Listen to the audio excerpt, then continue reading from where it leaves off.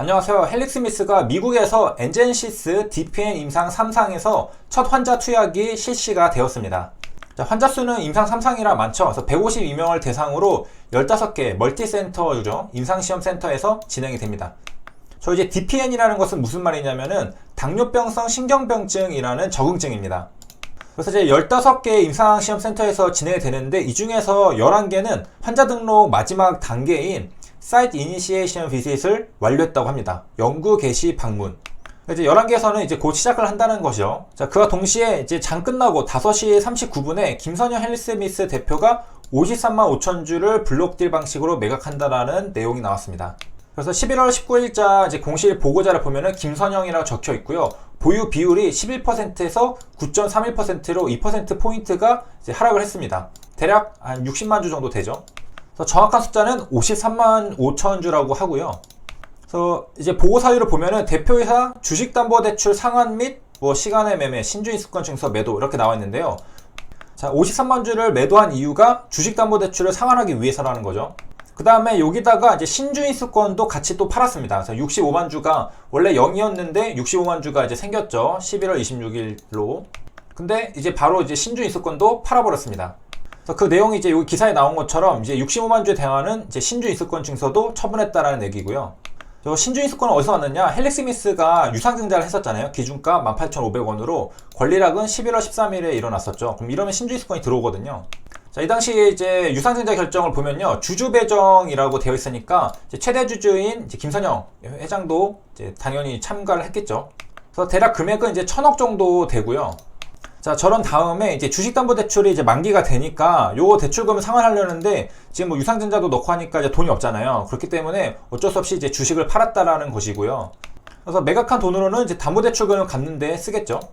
그래서 이제 김 대표 말을 이제 따르면은 이제 유상증자 참여를 해서 이제 140억 상당의 주식담보대출이 이제 발생했는데 이 가운데 이제 100억 원 가량의 대출금이 남아 있었는데 대출 연장 입장 및 연내 반내 매매 통보를 받았다. 그래서 반대 매매 당하지 않기 위해서는 내 손으로 팔겠다. 자, 그래서 이제 팔았던 거고. 그 다음에 10월 26일에도 이제 보면요. 요게 12.43에서 11.31%로 이제 좀 떨어졌잖아요. 요것도 마찬가지로 주식담보대출 상환을 이제 이유로 이제 팔았습니다. 요거에서 이제 30만 주를 이제 팔았었고요. 자, 이제 AB 프로 바이오로 와서 11월 18일에 코로나 치료제 원숭이 실험을 네이처지에 게재했다라는 소식이 나왔습니다. 그래서 투약 3일 만에 완전 사멸. 이거를 이제 게재한 것은 이제 AB 프로 바이오랑 공동 개발하는 중국 회사가 있습니다. 그 중국 회사 이름이 마브엘 바이오사이언스인데 이 회사가 영장이론 실험 결과를 네이처지에 게재를 했습니다. 그 다음에 후보 물질 이름은 ABP300이고요. 지금 현재 ABP300은 글로벌 임상 1상을 완료했습니다. 그 다음에 11월달 중으로 글로벌 임상 2상을 시작할 예정이라고 적혀 있고요. 우리가 잘 아는 이제 네이처지 같은 경우에는 이제 영국의 과학학술지입니다. 미국 아니고 영국이고요. 그 다음에 이제 임팩트 팩터 2018년 기준으로 43입니다. 그래서 굉장히 높은 걸 알 수가 있고요. 자, 그 다음에는 11월 19일 비트컴퓨터 정부 원격 의료 진료 도입 공식화 소식에 강세를 보였습니다. 상한가 마감을 했는데 자, 비트컴퓨터는 진료 데이터를 관리하는 회사입니다. 분기보고서 사업의 내용을 보면은 여기에 의료정보사업이라고 적혀 있는데 의료정보사업이라는 것은 의료랑 ICT의 접목으로 특징 지을 수 있다고 합니다. 이제 처음에는 이제 병원 내에서 종이나 이런 것들을 이제 없애는 목표로 이제 시작을 해서 지금은 이제 고도화된 정보 시스템으로 이제 발전해 가고 있다고 합니다. 그 다음에 이제 비트컴퓨터는 요거 비대면 진료 시스템 구축 경험을 보유한 기업. 한마디로 비트컴퓨터는 정보 데이터랑 병원을 합친 그런 사업을 한다고 볼 수가 있겠습니다. 자, 그리고 이제 개인 건강 기록이라는 게 있는데 이런 것들도 다 데이터죠. 그래서 PHR로 줄여서 말하는데 Personal Health Record라는 뜻입니다. 그래서 이제 요거 기반 진료 지원 서비스를 개발하고 실증 서비스에 나선다라고 했습니다. 그래서 마찬가지 비트컴퓨터 사업의 내용을 보면은 이제 스마트 디바이스, 그러니까 우리가 스마트폰이랑 그런 것들을 이제 말하는 거겠죠. 이제 보급 확대로 이제 개인 건강 기록, 유전자 검사, 요런 것들을 이제 활용하면은 이제 개인 맞춤형 의료 정보 플랫폼 사업을 할 수 있죠. 요 중요성이 이제 새롭게 증대되고 있다라고 합니다.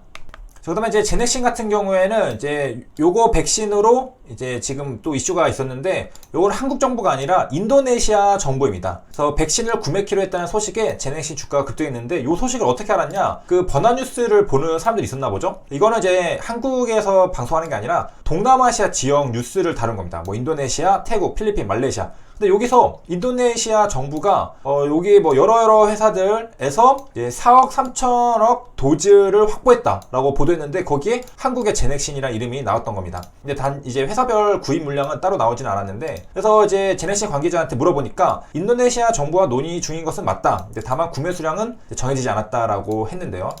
현재 이제 제넥신은 이제 백신 임상 1상을 진행하고 있습니다. 그 다음에 이제 테린 포장도 이제 슬슬 올라오고 있는데, 아마존이 국내 진출, 그래서 포장 수요 기대로 강세를 보이고 있다고 합니다. 그래서 아마존이 이제 한국에 오네요. 그래서 11번가를 운영하는 SK텔레콤과 이제 전략적 제휴를 맺고 국내 이커머스 시장에 도전한다. 그러면 이제 쿠팡이랑 싸우게 될 텐데 어떻게 될지 좀 궁금하고요. 그래서 이제 아마존이 이제 국내 진출하니까 택배 수요가 늘어나니까 골판지 파는 회사 실적이 증가할 거다.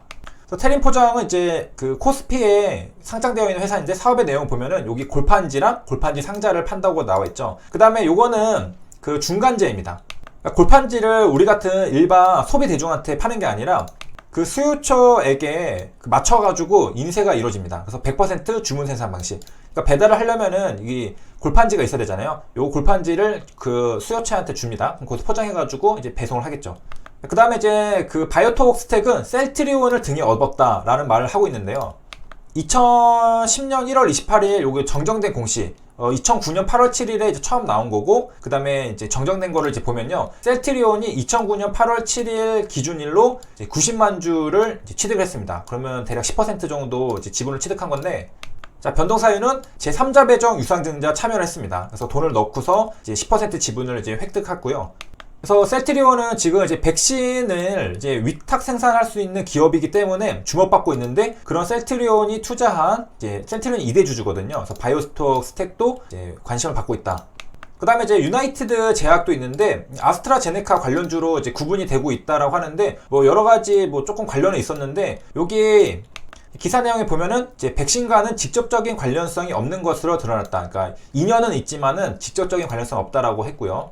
그 다음에 요즘에 요거 치료제 뭐 백신이라고 한다면은 다 급등을 해버리는데, 필룩스도 또 올라갔습니다. 제휴사 제넨셀의 치료제 개발 기대감에 강세를 보였다는데, 이게 필룩스나 제네셀이 이제 전략적 제휴를 맺고 있지만은, 지금 요거 치료제 관련 업무 협약은 제네셀이랑 인도 기업이랑 했습니다. 요 두 기업이 이제 업무 협약을 체결해가지고 치료제 개발을 한다. 그런데 필룩스가 요 제넨셀이랑 전략적 제휴를 맺고 있으니까 관련주로 이렇게 분류가 됐고, 그 다음에 이제 비트코인 가격이 3년 만에 최고치를 돌파하면서 이제 관련주들도 이제 굉장히 들썩거리는데, 이제 이 위지트도 이제 상승을 했습니다.